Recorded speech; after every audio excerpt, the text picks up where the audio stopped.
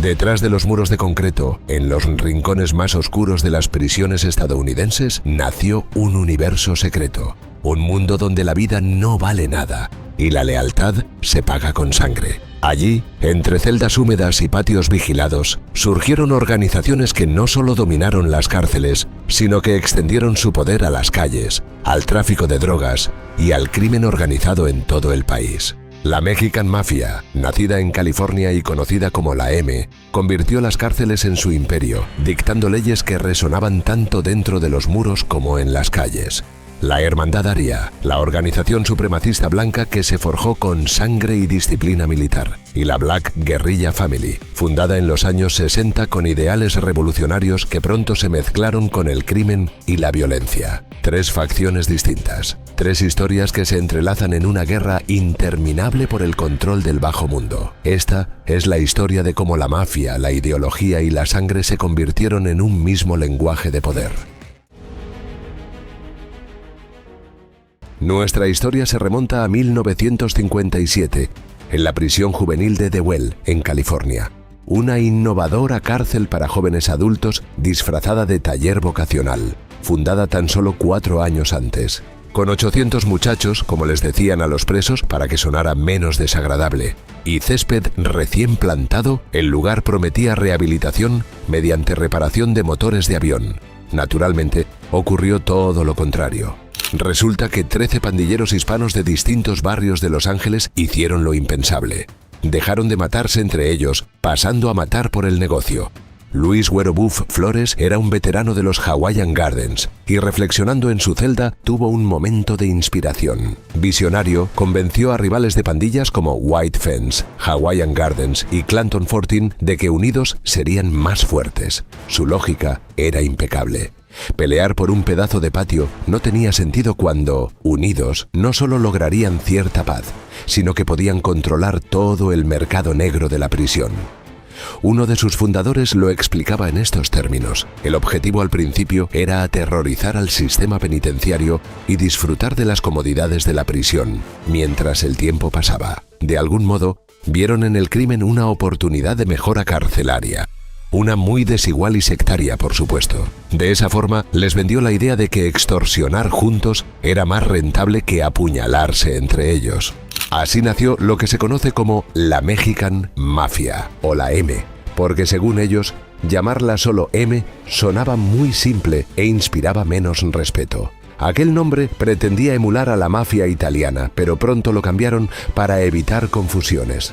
Adoptaron la mano negra como símbolo, un guiño histórico a la extorsión italiana, pero con estilo chicano. No era solo un aviso, era una promesa. En todo caso, sí plagiaron el manual de la mafia siciliana, añadiendo toques dramáticos típicos de organizaciones como esta, juramentos de sangre, intrincadas jerarquías y cosas así. Lo más curioso es que redactaron uno de los manuales más contradictorios del AMPA. A ver, esto no es una clase de derecho penal, pero según sus mandamientos, algunas de sus reglas principales indican que un miembro no puede ser cobarde ni informante.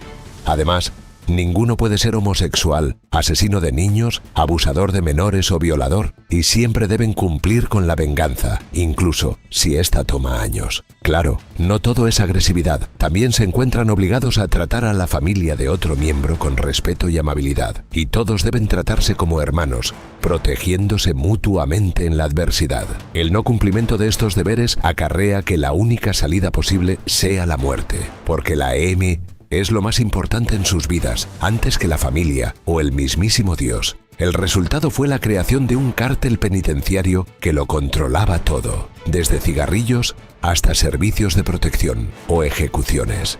La muerte nunca faltaba, porque si algo caracterizó al grupo en sus inicios fue su mezcla explosiva de violencia, fanatismo y una peligrosa falta de preparación. Para muestra un botón, Gregory Huerta Valenzuela y Agustín Acosta, 2 ilustres integrantes del cártel y entusiastas miembros de White Fence, decidieron que robar una tienda en el lado este de Los Ángeles era una excelente idea. Lamentablemente para ellos, su estrategia fue la improvisación total y el resultado lógico fue que, en medio de su entusiasmo, José Castellanos, el tendero, recibió un disparo y quedó tendido en el piso. Quizá pudo parecer un detalle menor en el momento, pero todo cambió cuando la justicia los enjuició al año siguiente. Y aún así, estos dos genios del crimen no se conformaron con su fallida obra maestra. No, señor. Decidieron darle un toque épico al proceso penal que los esperaba. Así que con la elegancia de quienes no tienen nada que perder, afilaron unas cuchillas y le clavaron una al sargento Ned Lobretovich, quien tuvo la osadía de testificar en su contra. Pudo parecerles muy gracioso u oportuno aquel espectáculo, pero siendo los hechos tan evidentes, no les salió gratis. Cadena perpetua por el asesinato del tendero y unas sentencias extra por intentar convertir al sargento en un colador. Y como todo clan delincuencial, no se detuvieron ahí. En junio, Doroteo el Dormilón Betancourt y Frank el Alce Bazure, dos socios fundadores de la naciente mafia mexicana, a pesar de sus apacibles apodos, eran tipos sanguinarios y desquiciados. Juntos, y sin consultar con nadie, se tomaron muy en serio la idea de que el grupo necesitaba un golpe de efecto, más allá de lo que pudieran hacer los peleles de Huerta y Valenzuela. Decidieron que la cárcel de San Quintín necesitaba un poco de acción, y cometieron el primer asesinato de un guardia penitenciario. Los detalles son tan misteriosos como el origen de semejantes apodos. No se sabe si usaron cuchillos para reventarlos, sus manos para robarles el aliento o alguna cuerda que apretara sus cuellos. Lo único claro era el mensaje, notoriamente intimidante. Con este movimiento, pasaron de ser un club social de presos a la pesadilla del sistema penitenciario. Eso sí, con estilo, sin nombres de víctimas, sin métodos claros y sobre todo, sin vuelta atrás.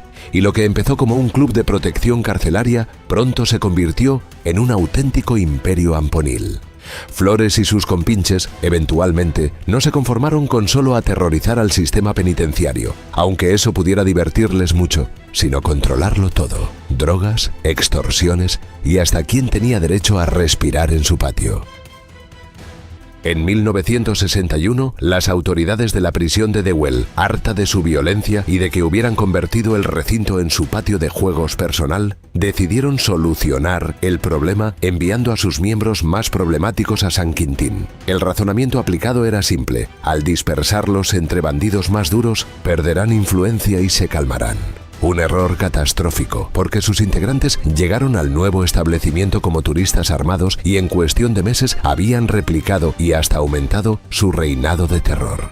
Por ejemplo, Chayán Cadena, uno de los fundadores, llegó a San Quintín y fue recibido con un beso no consentido por un recluso afrodescendiente de casi 2 metros de altura y 136 kilos. Sí, era básicamente un refrigerador andante. Cadena, que no era precisamente de los tipos que se sienten halagados fácilmente, respondió a este inusual saludo regresando al patio con un shiv, que es un cuchillo artesanal, y le propinó una puñalada y luego otra y otra más, hasta que aquel gigante abusivo quedó tieso sobre el frío suelo. Lo más aterrador, o tal vez gracioso para él, era que había más de 1000 reclusos mirando, pero cuando llegaron los guardias, nadie había visto nada. El silencio sobre lo ocurrido era ensordecedor. Así era su poder. Podían cometer un asesinato a plena luz del día y convertir a todo un patio en ciegos instantáneos. Pero no todo era miel sobre hojuelas para esa estructura. Mientras esta clase de desastres pasaban, la obsesión del grupo carcelario por el control absoluto, incluyendo su desmedido hábito de querer apropiarse hasta de los calcetines de sus propios aliados, empezó a cansar a otros reclusos mexicanos. Hartos de que los apuñalaran por un paquete de cigarrillos o un modesto reloj colocado en la muñeca equivocada, un grupo de estos disidentes fundó en secreto una organización paralela que bautizarían como Nuestra Familia en la prisión de Soledad. La M los llamaba despectivamente granjeros, porque varios de ellos venían de zonas rurales del norte de California. Pero en 1968, esos granjeros les dieron una paliza que quedó para la historia. Todo empezó por un par de zapatos. Sí, de hecho, se le conoce como la Guerra de los Zapatos, y es que un miembro de la mafia mexicana le robó el calzado a un simpatizante de la naciente sociedad rival. Naturalmente, Exhaustos de tantas extorsiones y problemas, a estos muchachos no les hacía gracia que los obligaran a andar descalzos. Lo que comenzó como una riña por calzado terminó en la guerra carcelaria más larga de California, un motín sangriento en San Quintín. 19 apuñalados y un muerto del bando contrario a los agredidos. Fue el bautizo de nuestra familia como el nuevo enemigo a ser derrotado. Sin que se dieran cuenta antes, se organizaron con la disciplina de un ejército y la sed de venganza de una telenovela. Resulta que aquellos campesinos no solo peleaban, sino que ganaban, y eran igual de violentos, pero con más acento campirano. Eso en cuanto a las cárceles, pero los miembros liberados no perdieron el tiempo. Aprovecharon su red penitenciaria para extender su influencia en el sur de California, especialmente en el negocio de los narcóticos. Su modelo era simple: o pagabas o morías. No eran traficantes, sino algo así como la hacienda del crimen. Cobran impuestos a los narcos, les ofrecían una supuesta protección contra ellos mismos y se aseguraban de que nadie vendiera ni una sola bolsita sin su autorización. Y para extender sus tentáculos a las calles, reclutaban a los pandilleros más violentos de cada barrio y les ofrecían una membresía VIP, con su respectiva nota a pie de página de que salirse significaba muerte segura. Así, pandillas callejeras como MS-13 y la 18th Street se convirtieron en sus franquicias, operando bajo el paraguas de aquella organización. Pero ya corría una nueva década y llegado 1971, Alfonso Pache Álvarez, uno de sus integrantes, cometió el pecado capital de recaudar impuestos a narcos y quedarse con el dinero en lugar de repartirlo con los líderes tras las rejas. Su premio por semejante desfachatez fueron 2 balazos en la cabeza en un rincón pintoresco de Monterey Park. El autor intelectual del regalo fue Joe Pegleg Morgan, un padrino cojo y eslavo de la EM, que irónicamente ni siquiera era mexicano. El asesino, demostrando que institucionalmente lo de sangre azteca parecía más bien una sugerencia, convirtió el asesinato en un mensaje contundente. Aunque estuvieras libre, los Big Homies, como los llamaban, seguían siendo tus jefes. Aquel sujeto no solo era bueno ejecutando asesinatos, sino en los negocios. Junto a su protegido Rodolfo Cadena, convirtió todo el entramado en una multinacional de lo ilícito, financiada en parte con el dinero de programas de prevención de drogas. Porque sí, la misma pandilla que traficaba cocaína y heroína por toda California igualmente tomaba de la forma más descarada posible los fondos públicos destinados a combatir las drogas. Pero la cosa no quedó ahí. En un giro tan irónico como inesperado, la mafia mexicana y la Cosa Nostra de Los Ángeles descubrieron su vocación social. Su obra maestra fue saquear en asociación Get Going, un programa de rehabilitación de drogadictos financiado por el gobierno. Nada como robarle al Estado mientras fingen combatir las adicciones. El modus operandi era descarado y brillante. Para empezar, había facturas infladas por servicios fantasma. Por ejemplo, podían cobrar cualquier monto por supuestas terapias de grupo, a las que evidentemente nadie asistía. También había empleados cobrando sueldos muy reales y ajustados a la estructura de costos de la época. Lástima que las oficinas siempre estuvieran vacías y nunca se haya visto ni siquiera un conserje por ahí, barriendo una esquina. Claro, todos aquellos fondos públicos fueron desviados a los negocios mafiosos. La M aportaba la mano dura, intimidando a cualquiera que quisiera chivarse con o sin razón, mientras los italianos usaban sus contactos políticos para asegurar más fondos. Juntos formaron el equipo de estafadores más improbable desde Bonnie y Clyde. La cereza del pastel llegó cuando Ellen Delia, la fundadora del programa, decidió jugar a la justiciera y denunciar el saqueo. Su recompensa fue un viaje express al más allá, justo antes de una reunión con el secretario de Salud de California. Y como en los mejores thrillers, las pruebas que había recopilado desaparecieron en circunstancias que, para este punto de los hechos, no deberían sonar tan sospechosas. Más allá de los hechos pasados con los campesinos de nuestra familia, algunos presidiarios hispanos de la prisión estatal de Arizona en Florence decidieron que querían su propia mafia mexicana, inspirados en el exitoso modelo californiano desarrollado hasta ahora. El plagio era tan descarado que hasta los guardias se dieron cuenta. Oigan, creo que esto ya existe en California, supuestamente, dijo alguna vez un oficial. Pero los muchachos de Florence se hicieron de oídos sordos. Copiaron la estructura, jerarquía, secretos y métodos violentos, pero añadieron ese toque desértico que solo Arizona puede ofrecer. La verdad es que este último territorio no quería ser la sucursal de nadie. Prefirieron su propia marca delictiva, con más influencia de barrios locales y menos complejos de inferioridad.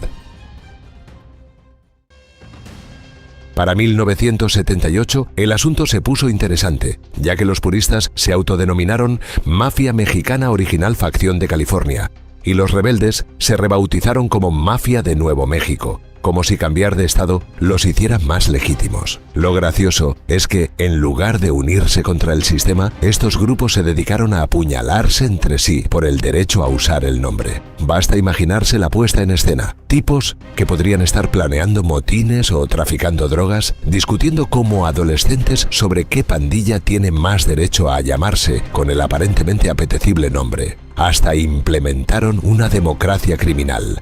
Votaciones para líderes y decisiones importantes, como si fueran una junta vecinal, pero con navajas. Y mientras los de California seguían reinando con su jerarquía de hierro, estas facciones de Arizona y Nuevo México demostraron que hasta en aquellos negocios igualmente hay guerras de patentes. Así arribó una nueva década y el 14 de octubre de 1984, Alfredo "El Chato" Sandoval, miembro de alto rango y entusiasta de Arizona Maravilla, decidió que una tarde cualquiera en Belvedere Park, al este de Los Ángeles, era el escenario perfecto para un doble homicidio. Las víctimas eran Gilbert Martínez y Anthony Aceves, de la pandilla Mariana Marivilla. Llegó en un Montecarlo color arena y sin mediar palabra les voló la cabeza a ambos. Un tercer hombre, Manuel Torres, sobrevivió por pura caridad balística, probablemente para contarle al mundo lo mala que era la puntería del asesino. Pero el Chato no se conformó con eso. 2 semanas después, justo el día de Halloween, decidió que Ray Wells y su esposa Marlene tenían que morir. Resulta que el capo creía que Ray había cantado como un canario a la policía sobre el coche usado en los asesinatos anteriores. Su señora, por su parte, cometió el error imperdonable de estar presente.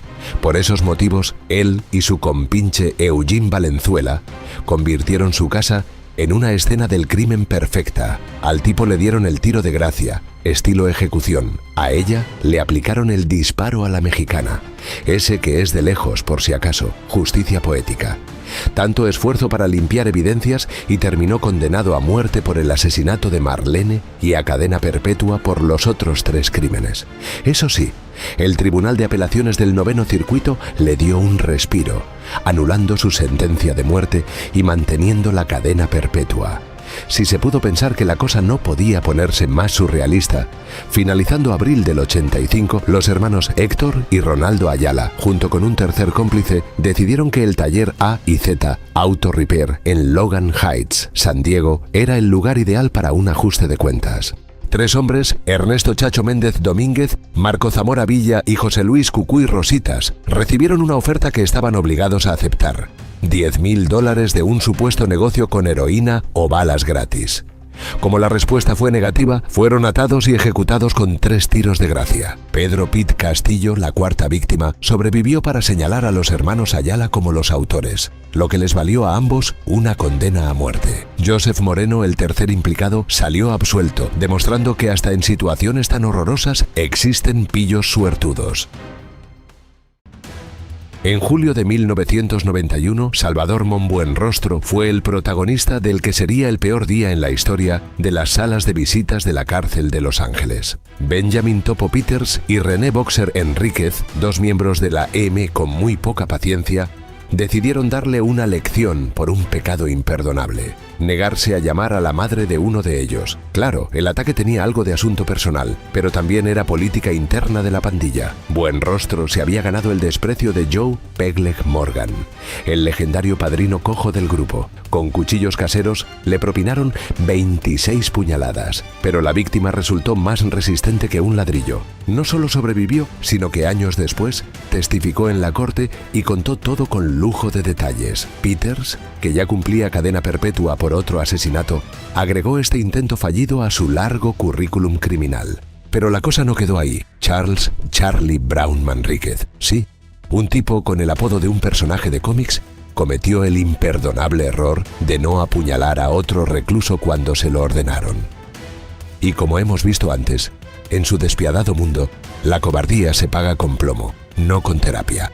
Así que el 25 de marzo de 1992, David Smilón Gallardo le dio su merecido en Ramona Gardens, Boyle Heights, poco después de que la víctima obtuviera la libertad condicional de la prisión estatal de Pelican Bay. Nada como un ajuste de cuentas al aire libre para mantener viva la tradición pandillera.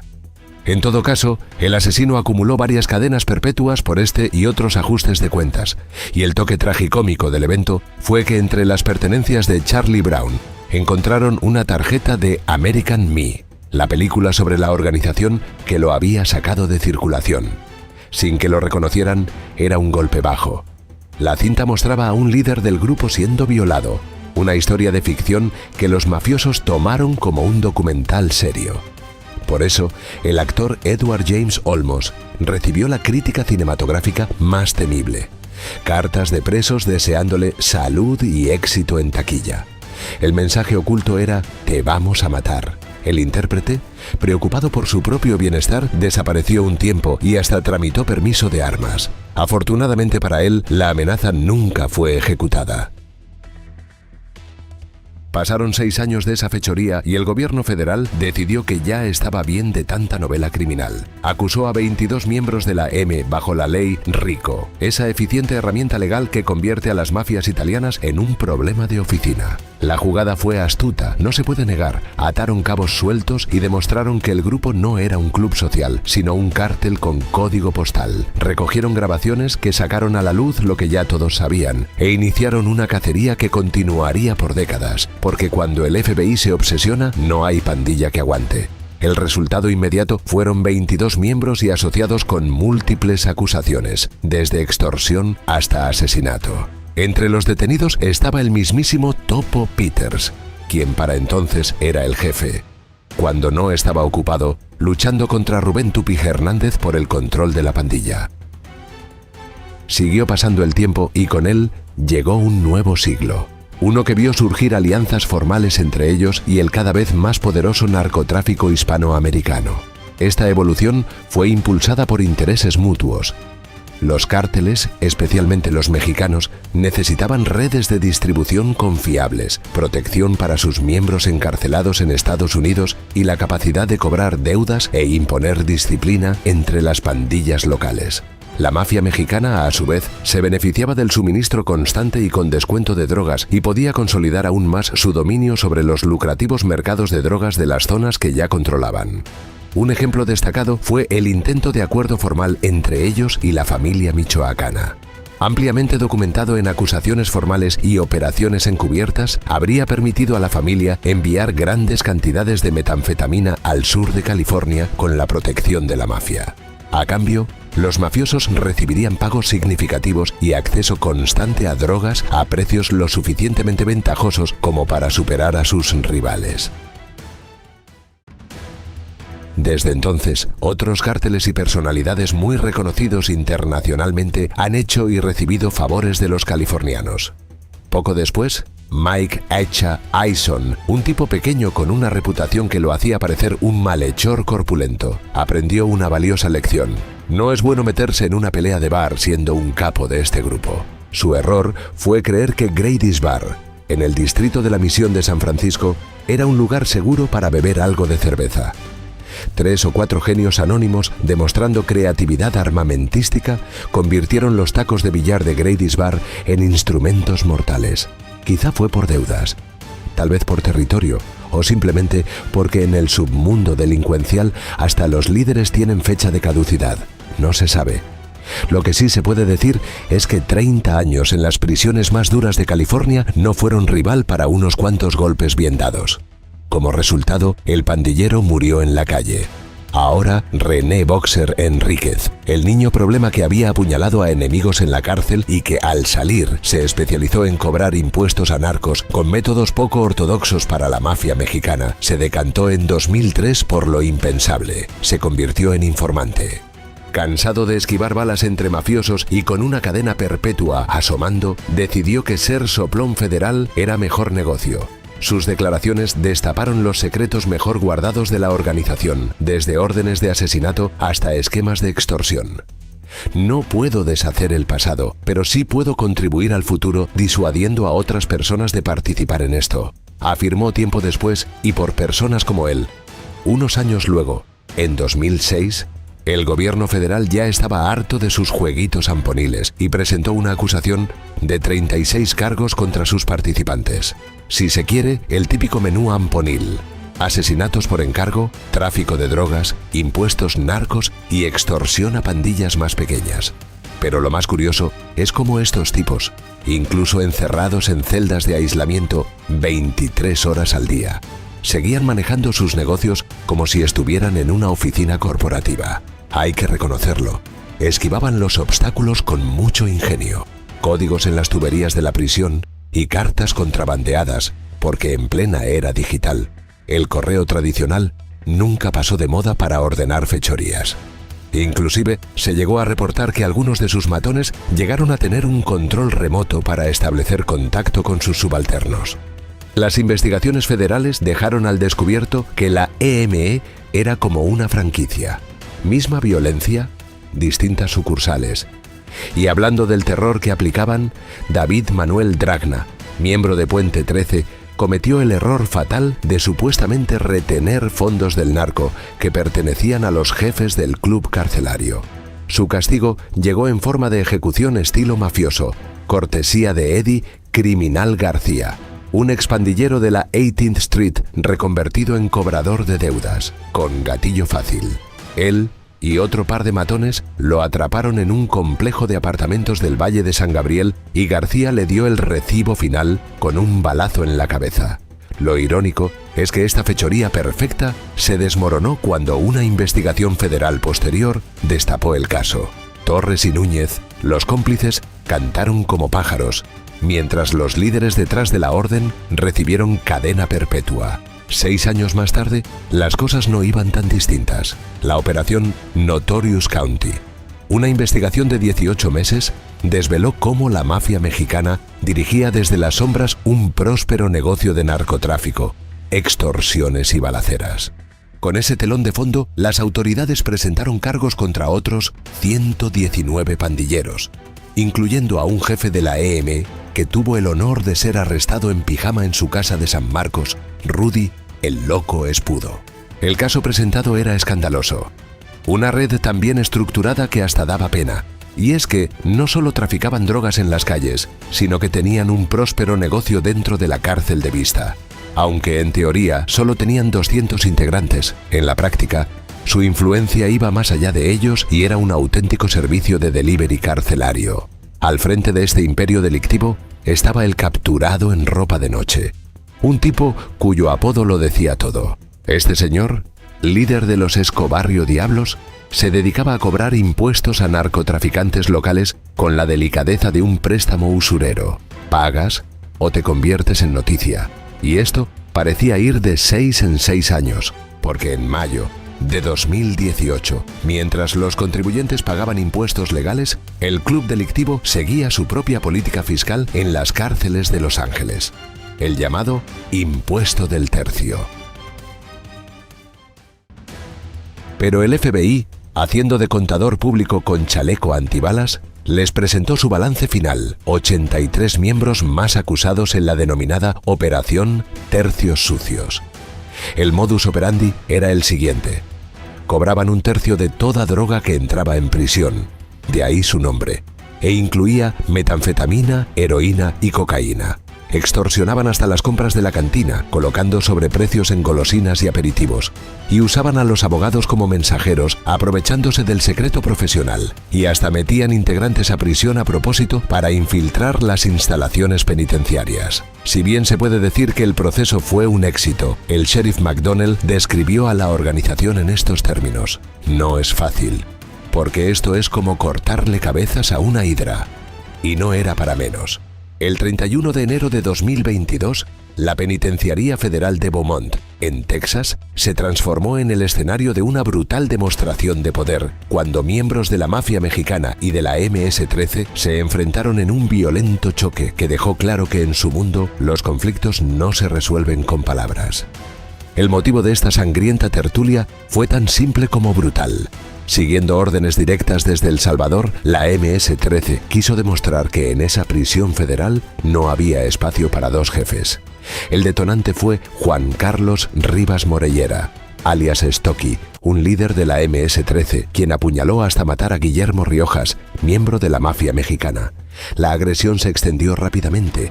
Una paliza colectiva terminó con otro muerto, Andrew Pineda, un importante sureño, y dejó 2 heridos más que sobrevivieron de milagro. El resultado fue catastrófico. Un encierro total a nivel nacional en todas las cárceles federales. Cuando estas pandillas pelean, hasta los guardias federales piden refuerzos. Los 7 atacantes fueron arrestados y condenados por asesinato y crimen organizado, cargando ahora con cadenas perpetuas como parte de su legado criminal. Luego, en octubre, el Departamento de Policía de Los Ángeles y el FBI se aburrieron de ver tanto desmadre y decidieron investigar a los West Side Wilmas, una pandilla que operaba en la zona portuaria de Los Ángeles. Después de meses de seguimiento, el 17 de mayo del año entrante llegó el gran final.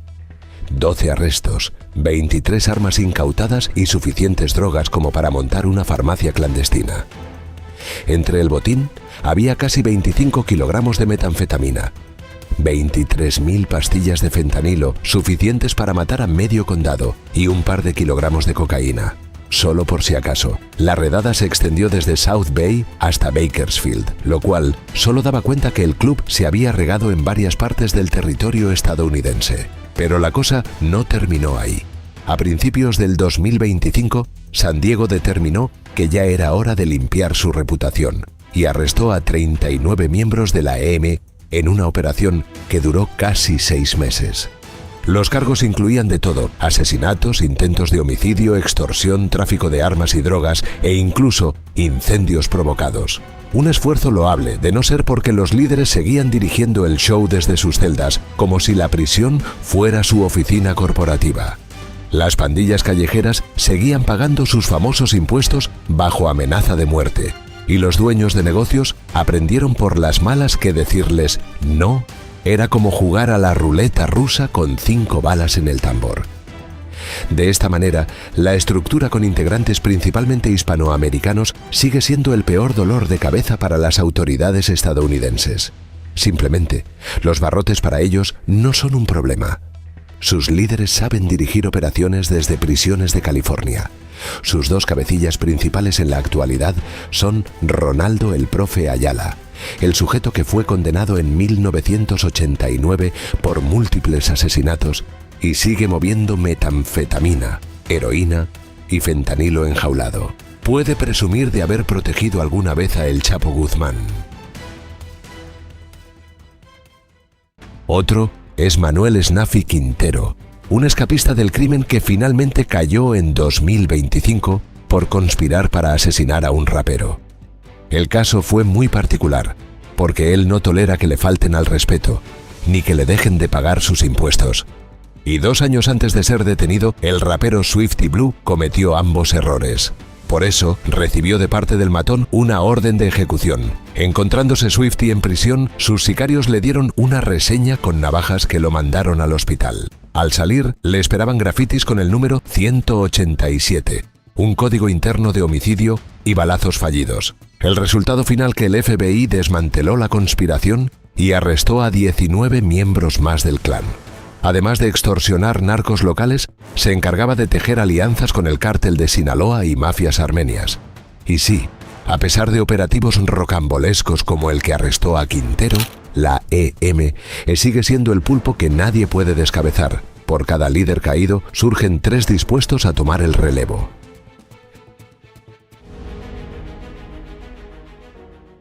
El 20 de mayo de 1979, la prisión de Atlanta fue escenario de una de las ejecuciones más brutales jamás registradas dentro del sistema penitenciario estadounidense. John Marsloff, un recluso que había engañado a un jefe de pandilla en un negocio de drogas, fue sentenciado a muerte por la Hermandad Aria. Su verdugo fue Barry Mills, conocido como El Barón, uno de los líderes más temidos de la organización. En el baño del área recreativa, un lugar destinado al descanso, Mills se abalanzó sobre Marsloff con un cuchillo en mano y lo apuñaló 16 veces. La violencia fue tan extrema que casi le arrancó la cabeza. El suelo quedó cubierto de sangre y un segundo cuchillo sin usar fue hallado bajo el cuerpo de la víctima, como prueba muda de que jamás tuvo oportunidad de defenderse. Este asesinato no fue un acto impulsivo, sino un mensaje deliberado. Traicionar a la Hermandad Aria significa pagar con la vida de la forma más cruel posible. El crimen dejó claro que, dentro de sus códigos, el castigo no es solo físico, es ejemplar. Y lo ocurrido ese día es apenas una muestra del verdadero alcance de esta organización carcelaria. Tristemente para las víctimas, aquel no fue un suceso aislado. En la prisión de Marion, Illinois, en 1981, Robert Chappell, un líder carismático de los Dizzy Blacks, una violenta pandilla carcelaria conformada por presos afroamericanos del Distrito de Columbia, cayó víctima de la traición. Cumplía cadena perpetua por un asesinato cometido años atrás, pero su final llegaría no por orden judicial, sino por venganza. En su celda, la oscuridad y la soledad se convirtieron en su último refugio, mientras los miembros de la Hermandad Aria, Thomas Silverstein y Clayton Fountain, lo estrangulaban con manos frías y decididas durante un periodo de ejercicios, cuando a estos dos homicidas se les permitía salir de sus celdas sin la supervisión constante de los guardias. Utilizaron una cuerda casera para matarlo. El método fue más particular de lo que podrías pensar. Chappell tenía la costumbre de apoyar la cabeza contra los barrotes en sus momentos de reposo, y eso facilitó que la cuerda se enrollara con precisión alrededor de su cuello, hasta tensarse por completo. La noticia se esparció rápidamente. Desde el comienzo, también se dijo que el evento estaba relacionado con la mafia mexicana, una pandilla aliada que tenía rencillas con Chappell. Y por supuesto, Silverstein y Fountain se jactaron abiertamente de ser los perpetradores ante otros reclusos, indicando que se trataba de un acto deliberado de violencia pandillera. Aunque claro, las cosas no se quedaron de ese tamaño. Raymond Cadillac Smith, amigo leal del difunto y por si fuera poco, líder nacional de los Dizzy Blacks, fue transferido a la misma unidad de control en Marion. La ira ardía en su pecho, un fuego que no podía ser apagado, llevándolo a buscar inmediatamente la venganza. Amenazó a los asesinos de la Hermandad Aria, y lo más rudo es que los guardias de la prisión mantuvieron deliberadamente a Silverstein y Smith cerca, anticipando una confrontación violenta. El propio asesino lo recordaba en los siguientes términos: todos sabían lo que estaba pasando y nadie hizo nada para separarnos. Los guardias querían que uno de nosotros matara al otro. La diferencia con Chappell es que ahora el ensañamiento era mucho mayor, tanto así que la violencia llegó con la brutalidad de un huracán. Smith fue acorralado por los asesinos de su amigo y subordinado, y en un acto de salvajismo inimaginable, Silverstein y Fountain lo apuñalaron 67 veces con armas improvisadas. Sus gritos ignorados estremecieron el lugar de los acontecimientos. Luego vino el mortal silencio y su cuerpo fue arrastrado frente a la celda de otros reclusos como muestra de su dominio. Esto intensificó aún más la violencia pandillera dentro de la prisión y resultó en que Silverstein recibiera cadenas perpetuas adicionales. Neil Baumgarten, por su parte, fue asesinado 13 días antes de la Navidad de 1982 en el pasillo este de la penitenciaría de los Estados Unidos en Lewisburg, Pensilvania, cerca de la entrada al área recreativa del Bloque C. Y al igual que todos los anteriores, fue un brutal y sangriento ataque con múltiples puñaladas en el torso, la espalda y el abdomen, que lo dejaron prácticamente desnudo y empapado en sangre. Fue encontrado por las autoridades tendido en las escaleras y en el rellano que conducía a la puerta del área recreativa. Pero a diferencia de los anteriores, se tienen que decir varias cosas. Para empezar, la víctima, destrozada, fue trasladada de emergencia en helicóptero a un hospital, siendo declarada muerta al llegar. Además, una investigación del FBI encontró evidencia física en el lugar de los hechos, incluyendo sangre en una puerta plegable y la puerta del área de recreación, lo que indica que los agresores utilizaron una ruta a través del área recreativa C3, arrastrándose por debajo de una barrera de contención sostenida por un cómplice para escapar y luego regresar al bloque A, en el tercer piso. Esto sugirió un ataque coordinado en el que participaron al menos 2 reclusos. El motivo del golpe moral estaba vinculado a su participación en el tráfico de drogas y deudas dentro de la prisión. Él había llegado a un acuerdo con miembros de la Hermandad Aria para comprar drogas a crédito, utilizando como garantía la cocaína que ingresaba por valor de unos $1000. Sin embargo, una serie de redadas en la prisión desbarataron su red de narcotráfico y retrasaron la llegada de la cocaína, lo que provocó que Baumgarten se atrasara en sus pagos y acumulara deudas. Comenzó a cobrar intereses y a presionar a otros para que pagaran, lo que intensificó las tensiones. Pero existe una versión alternativa. Se cree que pudo ser una represalia vinculada a los conflictos pandilleros. Según testigos internos y fuentes del FBI, el todo vendría dado por el asesinato de Cadillac Smith, poco tiempo antes.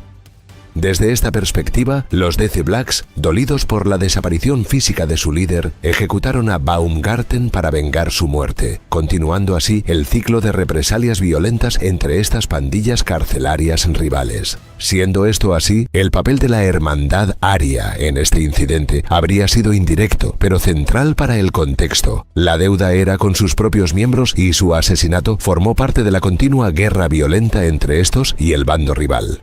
Y podrás preguntarte, ¿solo los demás prisioneros eran víctimas de sus despiadados ajustes de cuentas? La verdad, no. Con cierta frecuencia arremetían contra los responsables de su cuidado, porque las condiciones internas, bajo hacinamiento severo, violencia y condiciones inhumanas, con acceso limitado a tratamiento, educación o programas de rehabilitación, promovían el resentimiento hacia ellos. Aquí hay 2 ejemplos. Merle Klatz y Robert Hoffman eran funcionarios penitenciarios y fueron asesinados el 22 de octubre de 1983 en la penitenciaría de los Estados Unidos en Marion, Illinois, en 2 incidentes separados pero relacionados que involucraron a miembros de la pandilla carcelaria Hermandad Aria. El primero mencionado fue asesinado a primera hora de la mañana, alrededor de las 10:15. Thomas Silverstein, ese implacable asesino de quien ya hemos hablado, iba esposado y encadenado mientras lo escoltaban de vuelta a su celda después de ducharse. Durante su aseo, otro recluso, Randy Gómez, cómplice suyo, le entregó una pica de prisión casera y una llave de esposas. Naturalmente, usó la llave para liberarse las manos y luego se abalanzó repentinamente sobre el oficial Klutz, apuñalándolo aproximadamente 40 veces. Resulta que albergaba una venganza contra el agente, creyendo que lo había acosado deliberadamente, incluyendo la destrucción de sus obras de arte.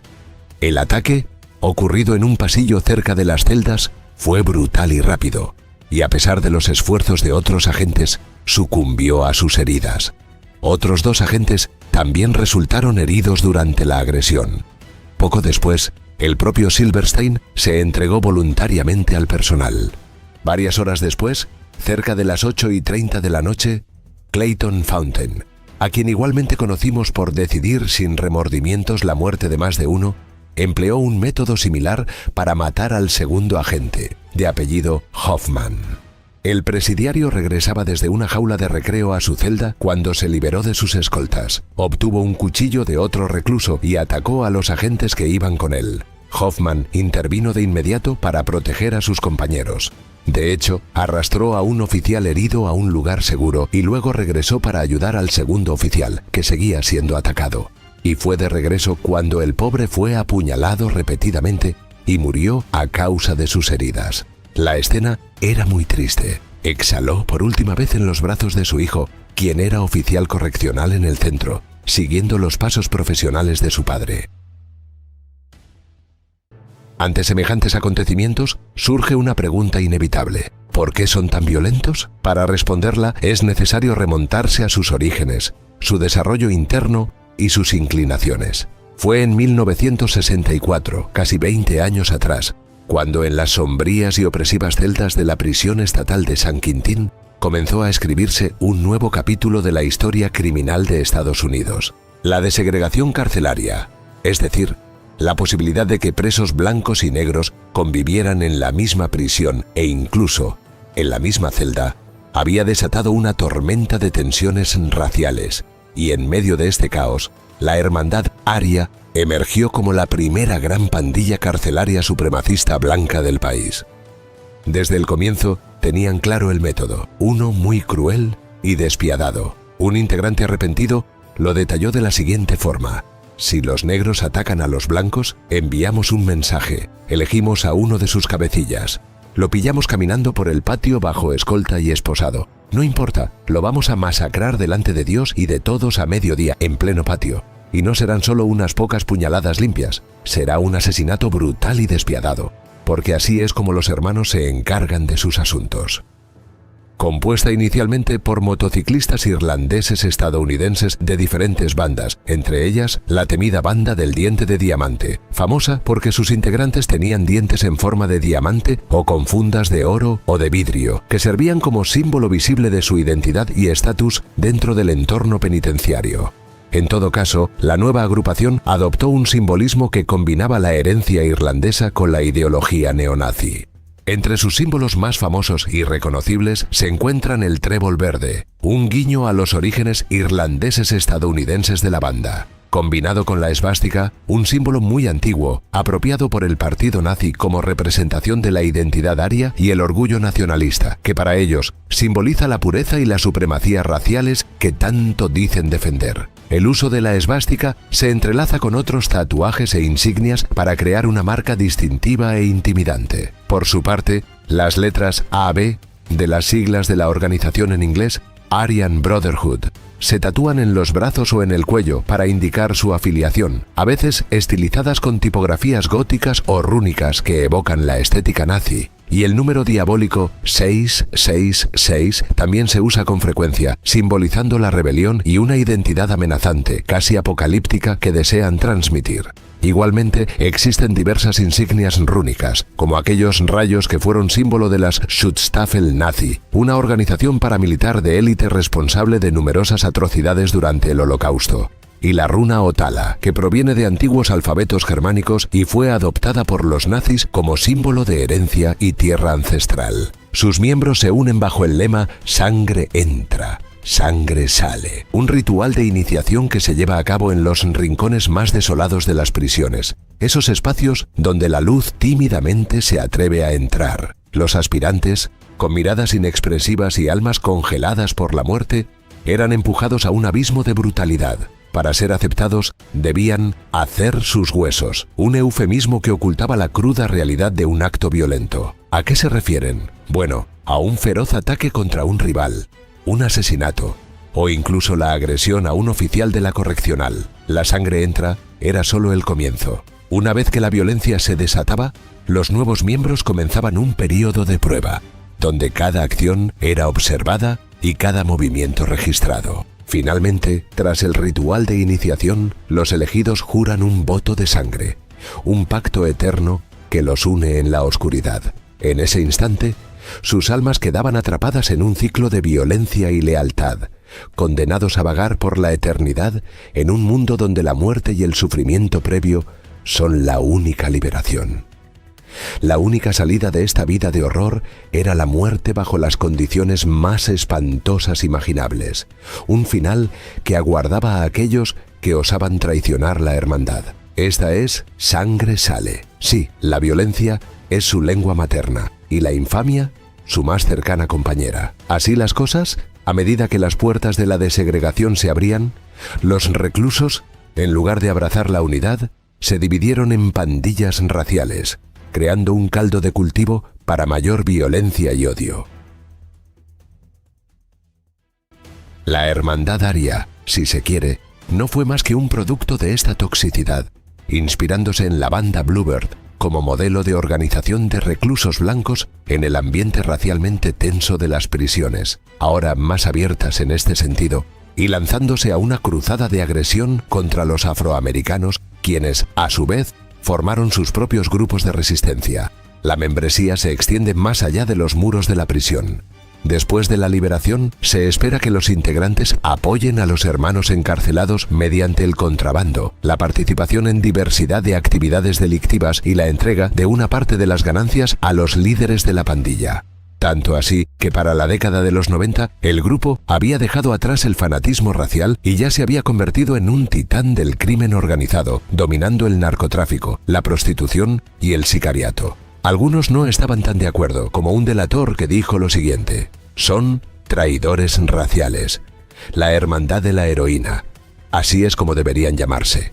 Aunque claro, su principal tarea sigue siendo dentro de aquellos recintos, porque para colmo, ya estaban esparcidos por buena parte del sistema penitenciario estadounidense. Para muestra, un motín estalló el domingo de Pascua, caído un 11 de abril de 1993, en el Centro Correccional del Sur de Ohio, prisión de máxima seguridad conocida como Lucasville. Aproximadamente 450 reclusos participaron en lo que se convirtió en un enfrentamiento de 11 días, uno de los motines carcelarios más largos de la historia de Estados Unidos. El detonante inmediato fue una prueba obligatoria de tuberculosis que requería una inyección con fenol, una sustancia que, según los reclusos musulmanes, violaba sus prohibiciones religiosas de manipular o consumir alcohol. Estos últimos se negaron a la prueba, lo que desencadenó tensiones que rápidamente aumentaron. Sin embargo, el motín no se limitó al procedimiento médico. Igualmente, se vio impulsado por quejas arraigadas sobre el grave hacinamiento, la mala gestión y la excesiva dependencia de la administración penitenciaria de los llamados soplones. Lo que hizo del motín de Lucasville un acontecimiento notable fue la inusual alianza formada entre los Gangster Disciples, los musulmanes negros y la Hermandad Aria. A pesar de sus profundas diferencias raciales e ideológicas, se unieron temporalmente contra lo que percibían como un enemigo opresor común: la administración penitenciaria y el sistema estatal. Esta coalición se reunía a diario en un consejo de liderazgo improvisado para coordinar sus acciones durante el levantamiento. En este contexto, la violencia fue brutal y repentina. El primer día, los alborotadores tomaron el pabellón L y ejecutaron a 5 reclusos acusados de ser informantes, golpeándolos y apuñalándolos hasta la muerte antes de arrojar sus cuerpos al patio de ejercicios. Durante el motín, murieron un total de 9 reclusos y un funcionario de prisiones, Robert Vallandigham. Las muertes de los informantes fueron particularmente espantosas. Algunas víctimas fueron apuñaladas repetidamente y una fue estrangulada tras recibir papel y plástico en la boca. El asesinato del oficial Vallandigham no fue menos desgarrador. Fue tomado como rehén y estrangulado con una mancuerna de levantamiento de pesas, aunque el testimonio médico posterior aclaró que la muerte se debió a estrangulación por ligadura sin lesiones en la laringe ni la tráquea. Las negociaciones entre los reclusos y los funcionarios de la prisión estuvieron plagadas de desconfianza. Los presos exigieron que sus quejas, principalmente sobre las pruebas de tuberculosis, el hacinamiento y las condiciones penitenciarias, se tomaran en serio. También exigieron el fin del uso de informantes y un mejor trato en general. Al principio no hubo mejoras, pero a medida que el enfrentamiento se prolongaba, finalmente se permitió el acceso de comida y agua al bloque de celdas ocupado y algunos rehenes fueron liberados. El motín terminó el 21 de abril, cuando las autoridades penitenciarias acordaron revisar las quejas recibidas, lo que incitó a los reclusos a entregarse pacíficamente. Tras el motín se produjeron duras represalias. Muchos fueron procesados, varios líderes fueron condenados a muerte y otros recibieron largas penas de prisión. En julio de 1996, mientras cumplía condena en la penitenciaría de Marion, Illinois, John Gotti, el poderoso y temido líder de la familia criminal Gambino de Nueva York, fue agredido en la sala de recreo por un recluso afroamericano llamado Walter Johnson, tras un supuesto insulto racial. Humillado y sediento de venganza, Gotti recurrió a la Hermandad Aria, ofreciéndoles hasta $400,000 para asesinar a su agresor. Aunque aceptaron el encargo, el plan fue frustrado cuando Johnson fue trasladado a otra prisión antes de que pudieran matarlo. Este episodio evidenció el creciente poder de la Hermandad Aria, al punto de que incluso un capo mafioso como Gotti tuvo que recurrir a ellos. Luego vino la masacre de la prisión de Lewisburg, ocurrida el 28 de agosto de 1997 en la Institución Correccional Federal de Lewisburg, Pensilvania. La violencia fue provocada tras una orden secreta de la cúpula nacional de la Hermandad Aria, incluyendo a Tyler Hulk Bingham y Barry the Baron Mills, quienes ordenaron a sus agentes lanzar un asalto contra los DC Blacks en Lewisburg como parte de una guerra continua entre ambas pandillas. El proceso comenzó cuando un mensaje secreto, supuestamente escrito con tinta invisible y enviado por Tyler Bingham desde la prisión de máxima seguridad de Florence, Colorado, llegó hasta aquella cárcel. La misiva solo decía: «Guerra contra los negros de Washington, D.C». Aquellas palabras eran suficientes para instruir a los líderes locales, incluyendo a Big Al, Benton y Wayne Bridgewater, a organizar equipos de asalto para llevar a cabo un gran golpe. Estos dos tipos, con un historial de violencia brutal, formaron dos equipos de asalto, los cuales estaban armados con cuchillos y machetes caseros, armas típicas de la violencia pandillera carcelaria. Y así llegó el día de la masacre. Un día que comenzó con el factor sorpresa, ya que los malhechores atacaron rápida y bestialmente. Los equipos de asalto de la Hermandad Aria se movían con un escalofriante entusiasmo, con sus cuchillos brillando con la promesa de muerte. Durante 16 largas y aterradoras horas, el eco de los gritos de dolor resonó en los pasillos. Un lamento que se entrelazaba con los murmullos de miedo. ¿Quién puede ser el siguiente en morir desangrado? Nadie lo sabía. Los reclusos afroamericanos se convirtieron en el blanco de un desastre meticulosamente orquestado, recibiendo varios apuñalamientos cada uno. Cada nueva herida debía ser interpretada un mensaje de dominio que se transmitía a través de la sangre derramada. Al menos 6 hombres yacían gravemente heridos, mientras que 2 almas se extinguían, sus vidas apagadas en un instante de salvajismo. La violencia no era un capricho, era un grandioso ritual para sus perpetradores. En el primer año del nuevo milenio, la Hermandad Aria quiso salirse momentáneamente de su zona de confort con un escalofriante complot que involucraba a un experto en explosivos, cuyo objetivo era orquestar atentados contra edificios federales en todo Estados Unidos. Este plan salió a la luz cuando un veterano miembro se convirtió en informante del gobierno. Mientras se encontraban encarcelados en la prisión federal de máxima seguridad de Colorado, lo contactaron para que les proporcionara conocimientos técnicos sobre la fabricación de bombas. Aparentemente, las conversaciones incluyeron planes para coches, camiones y correos bomba, lo que demuestra una importante escalada en sus ambiciones violentas y un cambio hacia tácticas de terror sistemático. Ningún atentado se llevó a cabo por razones hasta ahora desconocidas, pero sí dejó claro hasta qué punto el clan estaba dispuesto a desafiar a la autoridad federal y promover su agenda de odio racial y control criminal. Quizá estaban un poco adelantados a su tiempo, porque pasó un año y vinieron los tristemente célebres atentados del 11 de septiembre, que colocaron sobre el tapete el tema del terrorismo.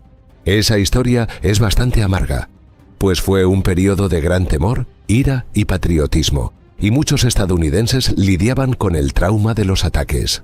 Pero en octubre, un miembro del grupo cometió un asesinato por motivos raciales en Texas que puso de relieve la ideología violenta que llevaban décadas practicando.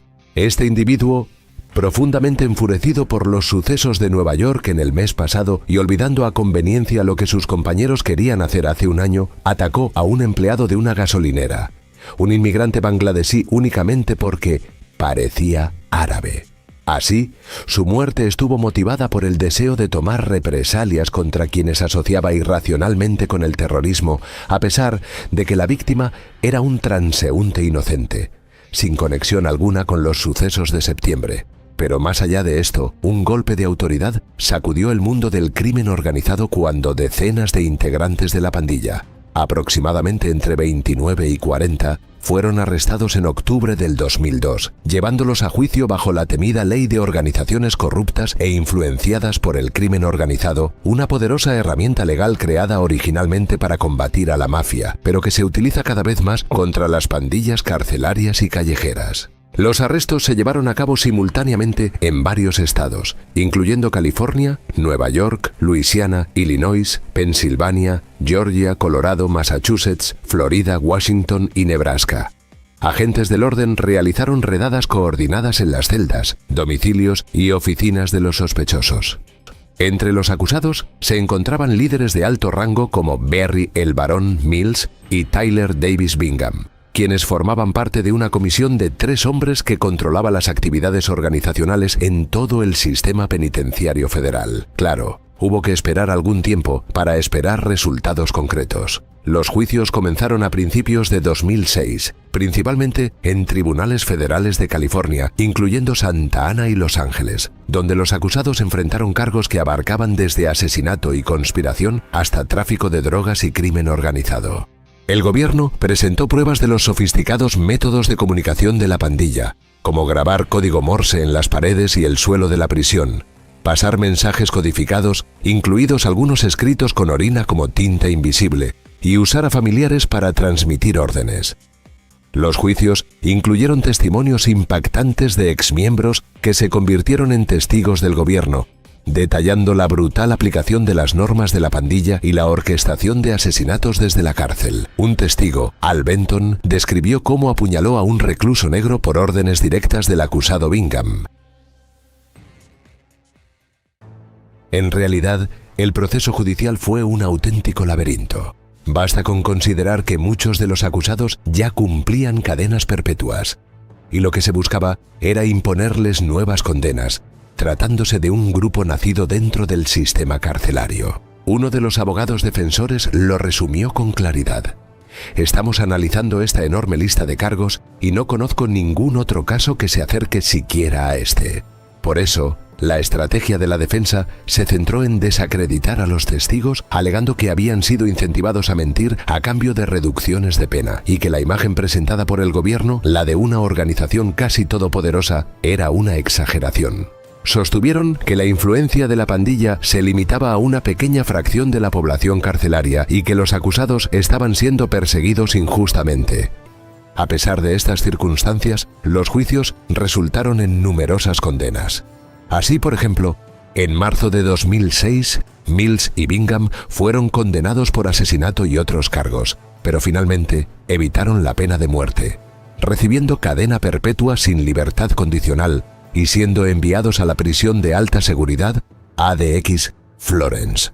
Otros acusados se declararon culpables o fueron condenados en juicios posteriores, y muchos recibieron largas condenas.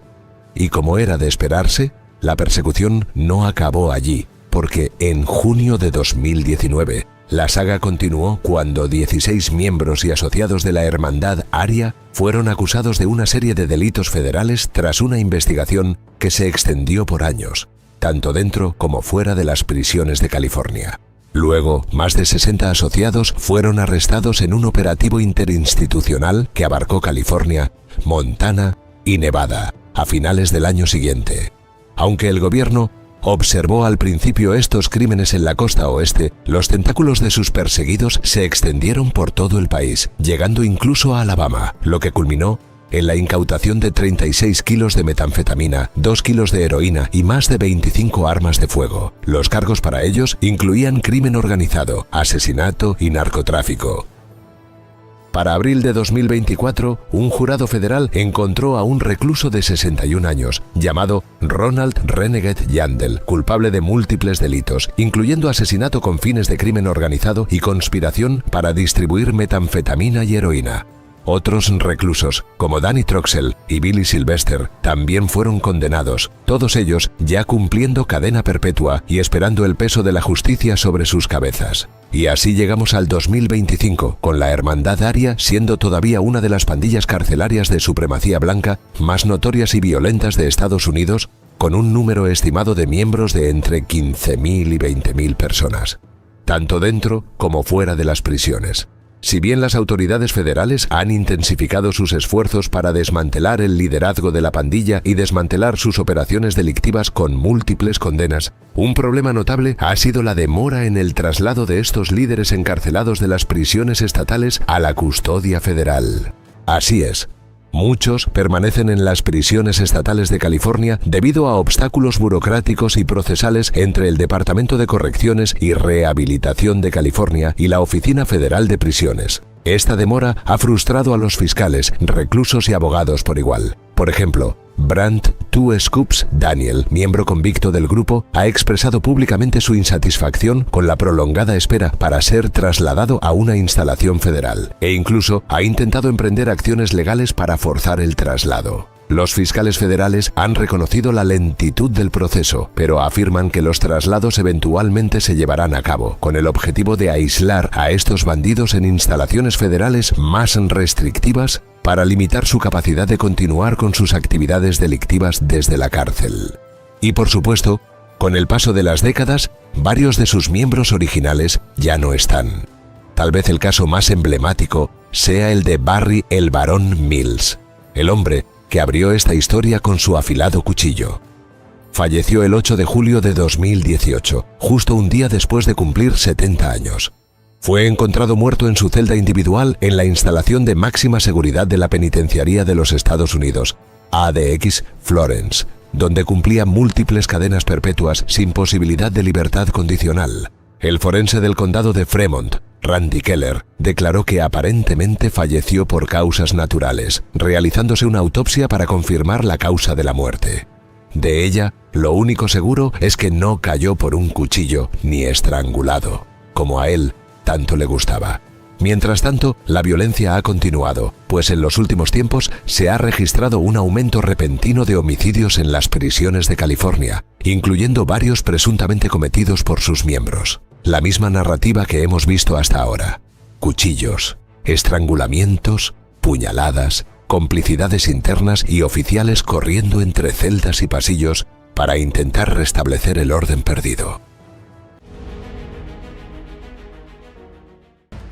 Iniciemos diciendo que la historia de Faye Stender es una de esas tantas tragedias americanas donde los ideales chocan con la realidad más cruda. Su compromiso con la justicia la llevó a defender causas impopulares, pero su negativa a cruzar ciertos límites la convirtió en blanco de quienes creían que cualquier medio era válido para semejante cambio drástico. Esta abogada de San Francisco se convirtió en los años 70 en la defensora más feroz de los presos políticos afroamericanos, incluyendo figuras icónicas como Huey Newton y George Jackson, el mismísimo fundador de la Black Guerrilla Family.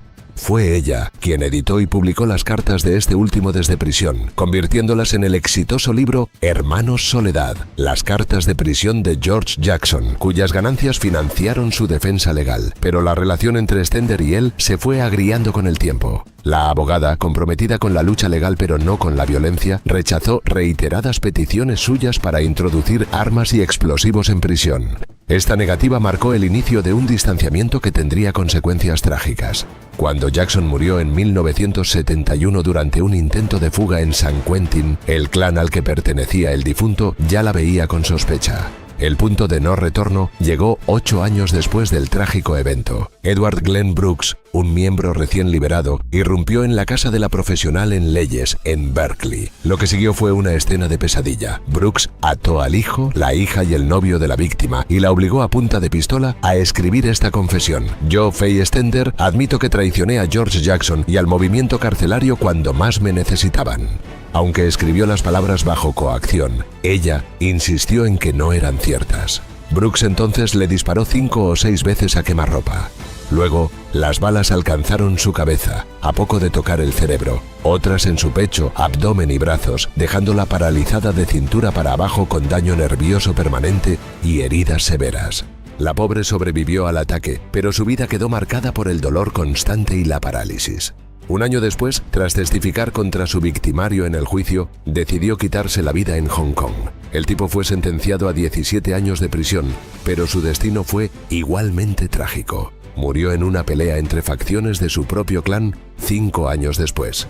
Y hablando de los defendidos de la abogada, la historia de Huey Percy Newton, el intelectual y activista afroamericano cofundador de las Panteras Negras, un grupo rival de la Black Guerrilla Family, pasó de ser el cerebro detrás de uno de los movimientos más influyentes del siglo XX a convertirse en blanco de la organización enemiga. Mientras las panteras negras crecían fuera de las prisiones, dentro de los muros carcelarios de California surgían sus rivales como un grupo revolucionario marxista. Si bien compartían raíces ideológicas similares, la lucha contra la opresión sistémica y la defensa de los derechos de los afroamericanos, sus caminos pronto divergieron. Para la década de los 80, la Black Guerrilla Family había mutado hacia una pandilla violenta, involucrada en conflictos internos y actividades criminales. Newton, por su parte, seguía siendo una figura controvertida pero comprometida con el activismo comunitario, aunque luchaba contra sus propios demonios personales, incluyendo problemas de adicción. El choque entre estas dos fuerzas, que alguna vez fueron aliadas naturales, llegó a su punto más sangriento el 22 de agosto de 1989. En el modesto barrio de Prescott, en Oakland, cerca de la esquina de la calle 9 y Center, cayó abatido a tiros.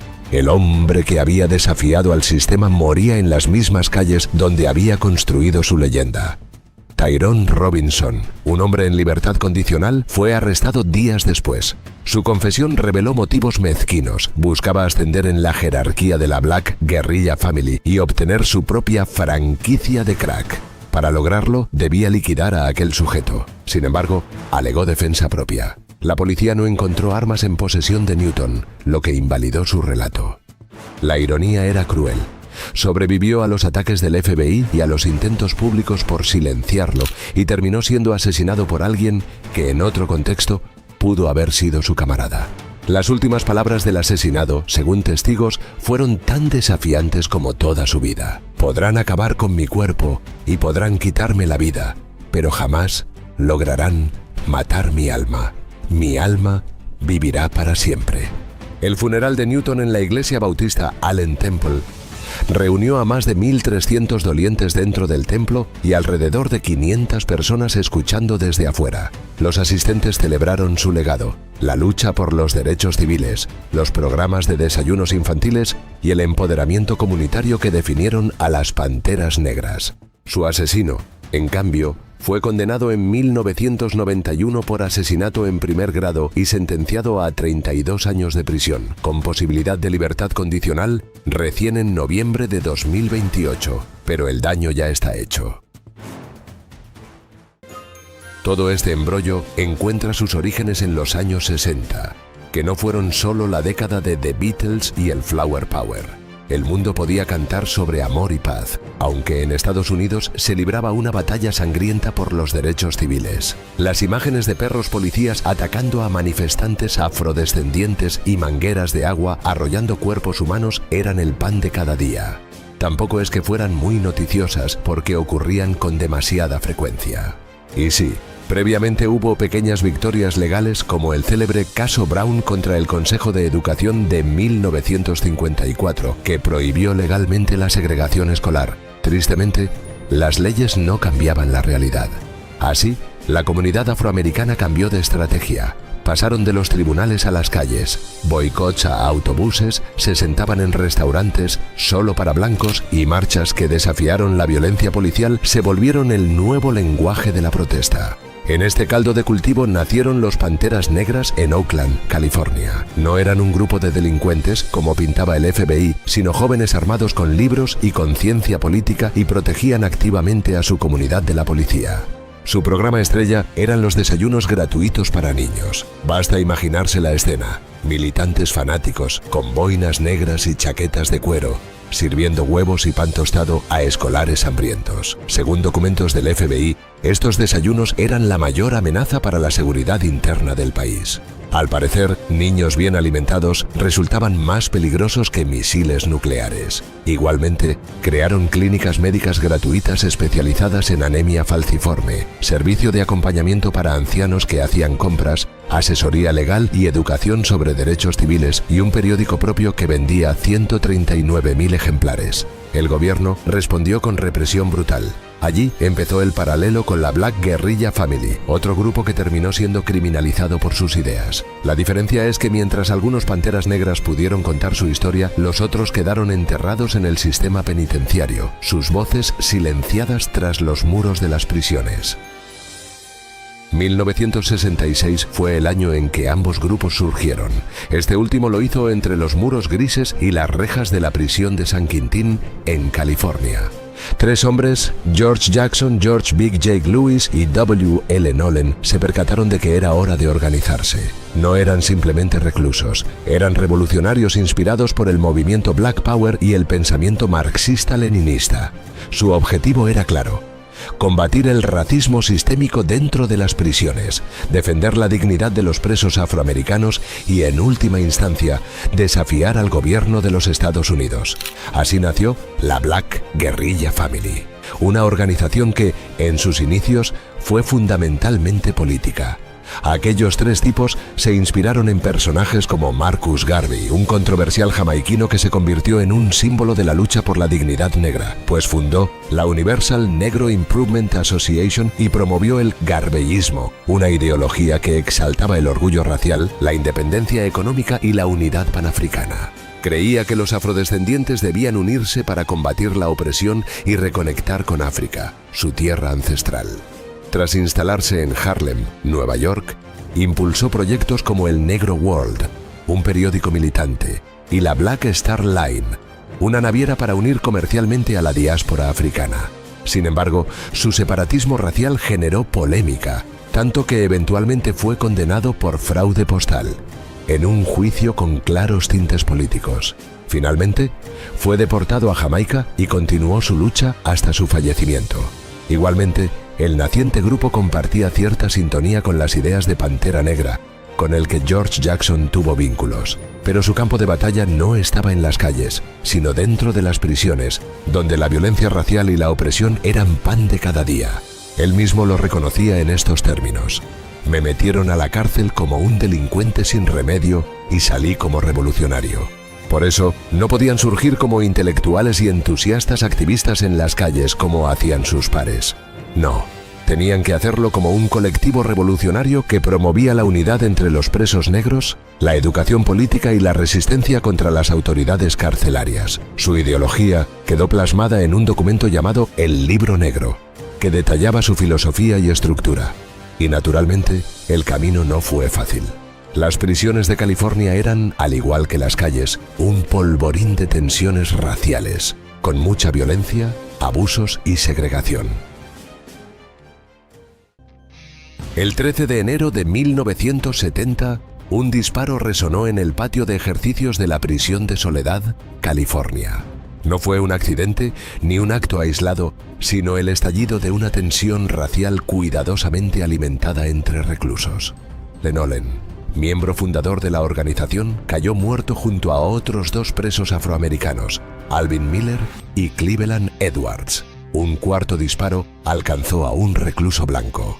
El autor de los tiros fue Obie Miller, un guardia apostado en una torre y conocido en su momento por su ágil puntería. El contexto no podía ser más explosivo.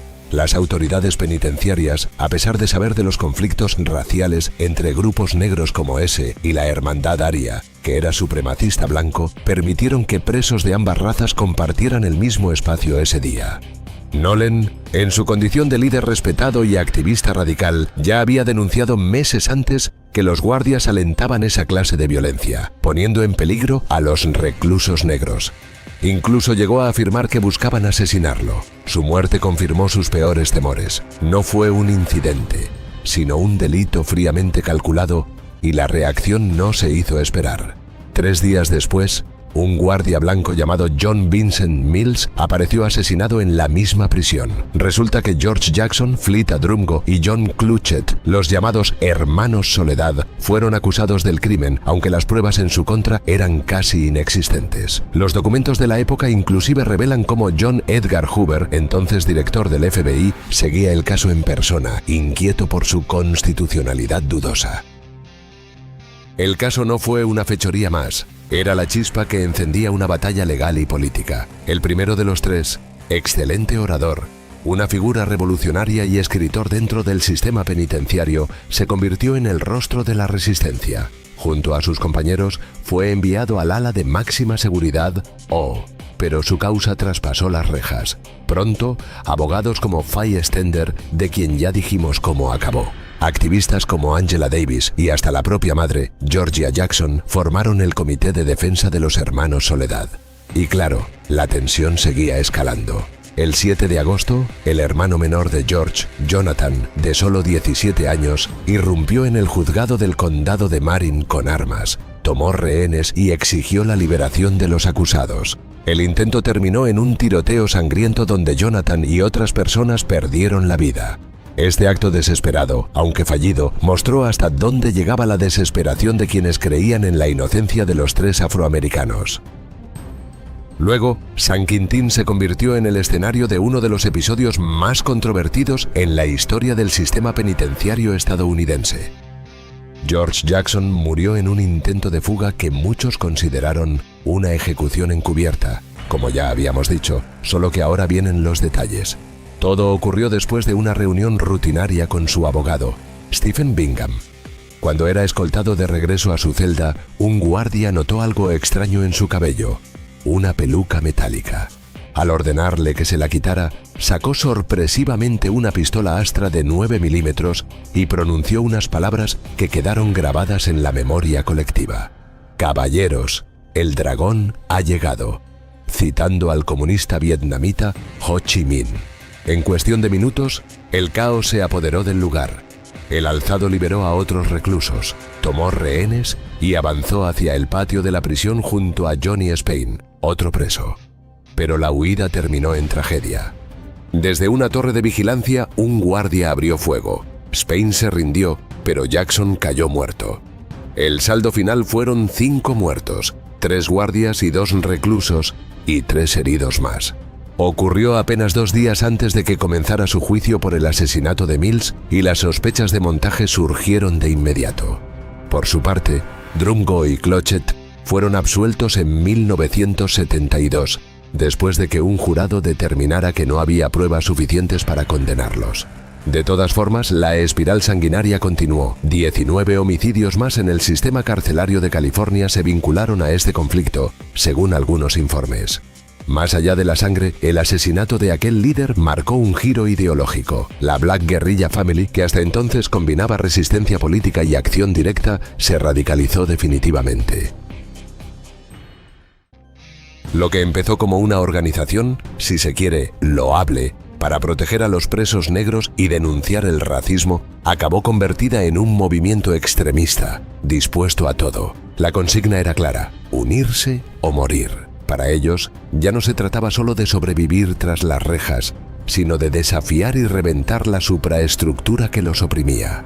Poco a poco, se fueron convirtiendo en un movimiento estructurado, con una jerarquía que imitaba a un ejército clandestino. En la cúspide se encuentra un comandante supremo, seguido por un comité central que toma las decisiones estratégicas. Bajo ellos operan generales de campo y capitanes, encargados de mantener el orden y ejecutar las operaciones dentro y fuera de las prisiones. Este sistema paramilitar no es casual.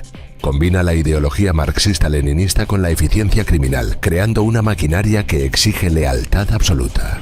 Pero lo más llamativo es su conexión con África. Los líderes adoptan nombres en suajili junto a sus apodos, un gesto que va más allá del simbolismo. El uso de esta lengua no es solo un código secreto, sino un puente con sus raíces africanas, alineado con su visión panafricanista. Para entrar en este mundo, los reclutas deben superar un ritual de iniciación que incluye memorizar un juramento y pronunciarlo. Y dice así: si alguna vez pierdo el paso y flaqueo junto a mis camaradas, este juramento me matará. Si alguna vez mi mundo resulta falso, si traiciono a estos pocos elegidos, este juramento me matará. Si tardo en tomar una postura, si muestro miedo ante alguien, este juramento me matará. Si me relajo en la disciplina o en tiempos de conflicto y me niego a obedecer, este juramento me matará. ¡Viva el camarada George Jackson! ¡Viva la familia guerrillera negra! A finales de la década de 1970 ocurrieron los hechos ya relatados sobre Faye Stender.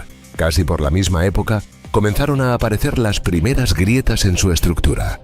En el Dewey Vocational Institute surgió una facción disidente de la Black Guerrilla Family, llamada Vanguard.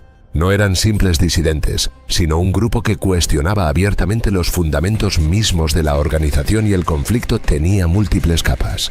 Por un lado, estaba el choque ideológico. Los disidentes rechazaban el marxismo-leninismo radical que aún defendía el grupo original, en honor a sus fundadores como George Jackson. De igual modo, había un trasfondo de rivalidad entre pandillas, pues muchos de los traidores provenían de los Crips y acusaban a sus compañeros de favorecer a los Bloods, sus rivales, en sus alianzas carcelarias. La tensión estalló en guerra abierta cuando Vanguard declaró formalmente la guerra a su organización de origen dentro de Folsom Prison. Las peleas y enfrentamientos se volvieron cotidianos. Para 1981 ocurrió uno de los eventos más importantes al respecto. La Black Guerrilla Family se decantó por actuar con mano dura. En una operación calculada, eliminaron a un miembro alzado clave y dejaron varios heridos.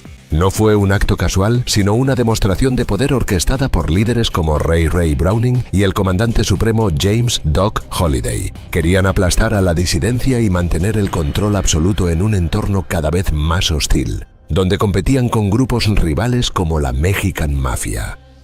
Los métodos fueron tan brutales como efectivos. Asesinatos selectivos, castigos ejemplares y una red de espionaje interno que identificaba traidores. Este episodio ocurrió mientras las autoridades incrementaban la presión sobre las pandillas carcelarias. Atrapados entre la represión externa y las divisiones internas, optaron por la solución más radical: limpiar sus filas para sobrevivir. El resultado fue un baño de sangre que, paradójicamente, fortaleció su reputación como organización implacable. Y la radicalización no fue únicamente a través de la violencia por motivos raciales. Pasaron de defender los derechos de los presos negros a controlar un lucrativo imperio basado en la extorsión y el narcotráfico. Aprendieron rápidamente a explotar las grietas del sistema. Los líderes de alto rango, organizados bajo una estricta jerarquía paramilitar, establecieron alianzas con guardias corruptos que les proveían de drogas, teléfonos celulares y otros artículos de contrabando. Pero su verdadero poder residía en los llamados working men, u hombres trabajadores, reclusos con privilegios que, bajo las órdenes de la organización, movían mercancía ilegal entre los muros con sorprendente eficiencia. Eso sí, su influencia paulatinamente no se limitó a las prisiones. En las calles imponían su ley mediante un sistema de impuestos a los narcotraficantes que operaban en sus territorios. Quienes se negaban a pagar enfrentaban brutales represalias. Fue un esquema que se extendió por ciudades como Los Ángeles, Baltimore y Detroit, estableciendo lucrativos negocios de distribución de cocaína y crack, llegando a mover millones de dólares con ellos. La extorsión era otra de sus especialidades. Mediante tácticas delincuenciales, exigían un porcentaje de las ganancias de cualquier actividad ilícita en sus zonas de control. La violencia era su principal herramienta de persuasión, asegurándose de que nadie desafiara su autoridad. Y así siguieron en los próximos años. Expandieron su influencia a las prisiones de Maryland y a los barrios de Baltimore. California ya les quedaba pequeña. Estuvieron fuertemente involucrados en crímenes crueles, incluyendo asesinato, extorsión, violencia por represalias, asaltos a mano armada, tráfico de drogas y soborno a los empleados del propio establecimiento de reclusión. Nada que sorprenda a un buen oyente. Y luego vino el nuevo milenio, con las cárceles de California viviendo una de sus peores crisis de corrupción, creando el caldo de cultivo perfecto para que pandillas expandieran sus operaciones criminales. El problema tenía nombre y apellido claro: funcionarios corruptos. Todo giraba alrededor del contrabando. Celulares, drogas, armas y hasta tabaco entraban tras las rejas gracias a guardias que aceptaban sobornos a cambio de mirar hacia otro lado. Entre 2010 y 2011, por ejemplo, el escándalo estalló cuando un oficial del California Correctional Center en Susanville fue acusado federalmente por aceptar más de $15,000 en sobornos. La mercancía ilegal que pasaba eran teléfonos móviles y tabaco, herramientas esenciales para que los zampones mantuvieran el control dentro y fuera de la prisión. Pero este caso era solo la punta del iceberg. Una auditoría de la Oficina del Inspector General en el primero de esos 2 años reveló fallas sistémicas alarmantes, desde la falta de entrenamiento en el uso de armas hasta búsquedas negligentes en celdas y protocolos de fuerza mal aplicados. El resultado era predecible: Pandillas como la Black Guerrilla Family aprovecharon estos vacíos para sobornar guardias, traficar drogas y mantener comunicación con sus redes en las calles. Cada celular que entraba ilegalmente era un vínculo con el exterior. Cada paquete de sustancias prohibidas, una fuente de poder. Para empeorar las cosas, las reformas penitenciarias implementadas en California durante esa época redujeron la capacidad y, en algunos casos, la voluntad del personal para controlar a los reclusos. Según denuncias, esto generó un ambiente donde las infracciones raramente tenían consecuencias. Y en medio de ese contexto, ocurrió algo insólito. La prisión de Baltimore cayó bajo el control absoluto de la Black Guerrilla Family.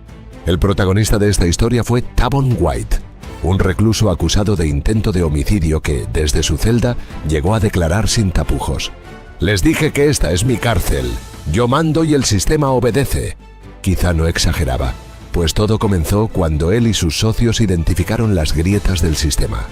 Aprovechando las instalaciones obsoletas y los protocolos de seguridad laxos, tejieron una red de corrupción que involucró a 13 guardias. Varias de ellas eran mujeres, famosas por mantener relaciones íntimas con ellos. Estos funcionarios, sobornados con dinero y regalos lujosos, como anillos de diamantes y autos de alta gama, se convirtieron en cómplices clave para introducir celulares, drogas y otros artículos prohibidos. White coordinaba las operaciones desde un teléfono clandestino, imponía impuestos a otros presos, organizaba peleas, silenciaba informantes y hasta recibía alertas anticipadas sobre registros sorpresa. La situación escaló hasta que, en 2013, una investigación federal destapó el escándalo. Los allanamientos revelaron cantidades masivas de drogas y evidenciaron una red de extorsión, lavado de dinero y tráfico de influencias que operaba con total impunidad.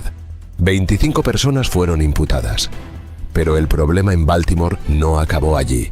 El 12 de abril de 2015, Freddie Gray, un joven afroamericano de 25 años, fue arrestado en el oeste de Baltimore por llevar presuntamente un cuchillo ilegal. Durante su traslado en una furgoneta policial, sufrió graves lesiones en la médula espinal que lo dejaron inconsciente. 7 días después, el 19 de abril, falleció en el hospital sin recuperar el conocimiento. Su muerte encendió una mecha que llevaba años acumulando pólvora.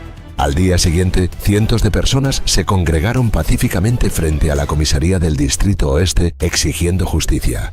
Pero al confirmarse su lamentable deceso, la rabia por décadas de desigualdad racial, pobreza y brutalidad policial estalló. El 25 de abril, durante una marcha hacia el Inner Harbor, la protesta dio un giro violento. Coches patrulla vandalizados, comercios saqueados y enfrentamientos con la policía. La tensión alcanzó su punto crítico el día del funeral. Literalmente, el oeste de Baltimore ardía. Automóviles incendiados, edificios destruidos y calles convertidas en campos de batalla.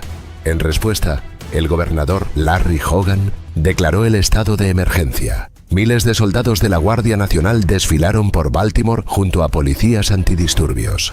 La alcaldía impuso un toque de queda nocturno que paralizó la ciudad durante días. Todo esto es importante, sí, pero también lo es un rumor muy particular. La policía aseguró que los Bloods, los Crips y la Black Guerrilla Family se habían unido con el objetivo de eliminar agentes. Sin embargo, los propios miembros de estas pandillas se apresuraron a desmentirlo. No hicimos ninguna tregua para dañar policías, no nos unimos contra ellos. No permitiremos que nos pinten así, declaró un miembro de los Bloods a una cadena de televisión. La prueba de esta inusual alianza pacífica llegó en forma de fotografías que mostraban a miembros de Bloods, Crips y la Nación del Islam juntos en una protesta. Algunos en redes sociales especularon que se trataba de un pacto violento, pero los líderes de la Nación del Islam aclararon al Daily Beast que habían mediado para lograr la tregua en honor a Freddie Gray. «Estamos aquí para proteger nuestra comunidad, solo eso», dijo un hombre que se identificó como Charles al Baltimore Sun. Y así llegamos a nuestros días. Aunque su origen está en California, donde aún mantiene una presencia importante con unos 200 miembros en prisiones estatales, fue en Maryland donde encontró su feudo perfecto. Actualmente siguen siendo un dolor de cabeza para las fuerzas del orden. En Baltimore controla territorios claves, gestionando el tráfico de drogas y armas con mano de hierro. A diferencia de otras pandillas, permiten la doble afiliación, una estrategia que les ayuda a operar con menor visibilidad, pero igual efectividad. Y si bien conservan algunos símbolos de su pasado revolucionario, la realidad es que poco tienen que ver con aquellos ideales marxistas, leninistas de sus fundadores. El negocio ahora es el crimen organizado, narcotráfico, lavado de dinero y control territorial. Y lo que empezó como hermandades distintas terminó siendo un mismo legado: la violencia como destino. La Mexican Mafia, la Hermandad Aria y la Black Guerrilla Family escribieron sus capítulos dentro de prisión, pero afuera, en las calles, estaban haciendo algo diferente. No una mafia ni una hermandad, sino una pandilla capaz de sembrar terror en todo un continente. La Mara Salvatrucha o MS-13.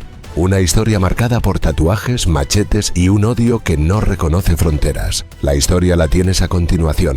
Esto es Historia sin Tiempo.